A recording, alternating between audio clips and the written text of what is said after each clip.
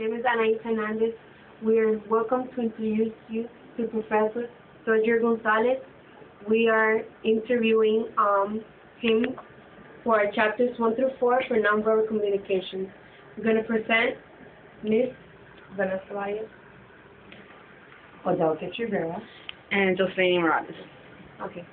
We're just going to ask him a brief question. And what made you want to become a musician? All right, I have to say that I had a very, very good music teacher when I was about 7 years old, and she remained my professor for about 5 years.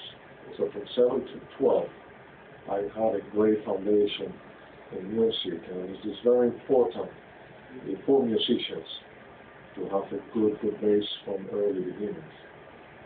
So I could fairly say that I owe being a musician to my first music teacher. She instilled in me the love for music, the appreciation for the arts in general. So I owe it to her pretty much. So why is music so touching to us? Well, music is around us every day. There's not a moment that goes by without either listening to CDs or iPods or in the car when we're driving. Music touches all of us in many, many different ways. The romantic moments, when you go to a movie, there's music in movies. You are surrounded by it constantly. What is music do you find to most emotional and joyful? What music do you find to be most emotional and joyful? Well, it's a good question, and it's a hard one to answer because there are many different pieces. There are different styles, so that can touch me and I can find emotional. You can listen to a very good jazz piece, soft jazz. You can listen to music by Mozart. You can listen to Chopin, who's one of the best composers from the Romantic periods. So I cannot tell you for sure what music I find more emotional. I have a lot of affinity for Chopin and Mozart. I like their music very much. But there are thousands of pieces that I can tell you that touch me very deeply. And in what ways do you see music as a form of communication?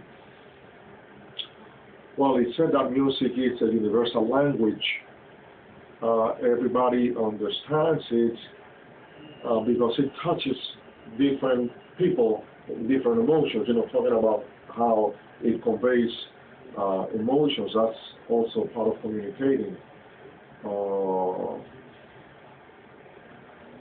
A melody by Mozart, a melody by Beethoven, the Fifth Symphony by Beethoven, or the Fugues by Beethoven, it's understood by people all over the world. It doesn't matter what language you speak. The message of that music touches everyone, no matter whether you are in Africa, you are in Alaska, you are in Japan, all over the world. And in what ways can music help people? Well, music is there's a science nowadays, a profession that is having a lot of recognition. It's music therapy, and that has to do with it. It all comes from the Greek times. They had a theory called the ethos, which espoused the effect of different music in the individual. It is known that for some kind of heavy metal music, rock music, it maybe awakens a little bit of anger or raw emotions in the individual. Whether Mozart's music is well known that soothes the spirit, it maybe calms you down. It's a little bit more spiritual. So definitely. And there are instances now I hear that music is used in the hospitals to cure patients, which has to do with music theory, of course. The theory of music having therapeutic effects on some patients. And what kind of music do you teach? I teach classical music and jazz and popular music in America. I also teach piano privately.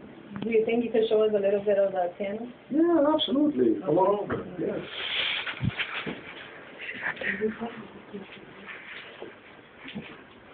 Sometimes I get a little bit, diverged from the.